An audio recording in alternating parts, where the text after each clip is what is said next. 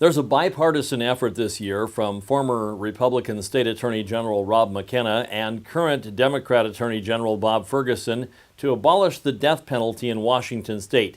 You're opposed to that effort and want to keep the death penalty. Can you explain why? Well, that's true. I believe in protecting life, innocent life.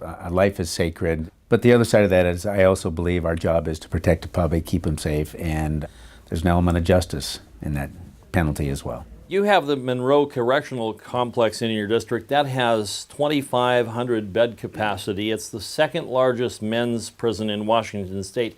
What are you hearing from the prison guards up there regarding the abolishment of the death penalty? They were down at the Capitol just this week, and I mentioned this to them, and they're concerned for their own safety. One of the things I should say that proponents of abolition of the death penalty should think about, they should recall the Jamie Bindle case in the Monroe Reformatory. Jamie Bindle was murdered. The fellow was serving a life sentence and strangled her with a telephone cord.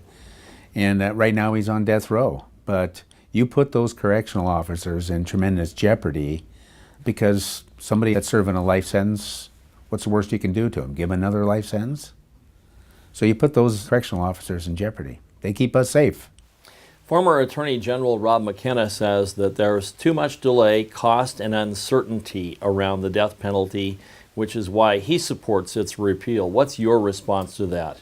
Well, defense attorneys have been using this excuse for a number of years to keep people alive, quite frankly, on death row who have committed the most heinous crimes. But the death penalty, if there needs to be changes, it needs to be done through reform. It shouldn't be abolished. Among the reasons Attorney General Bob Ferguson gives to abolish the death penalty is the possibility of executing an innocent person in what he calls our imperfect system. Your response?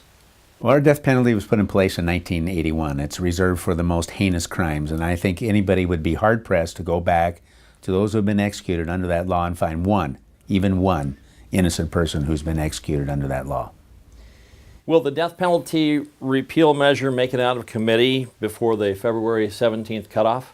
Anything can happen in this place, but the chair of the committee said she's not going to put it up for a vote to get it out of committee this year because there's too much controversy and too much conflict, too many issues with the bill, so I don't expect it'll get out of committee this year.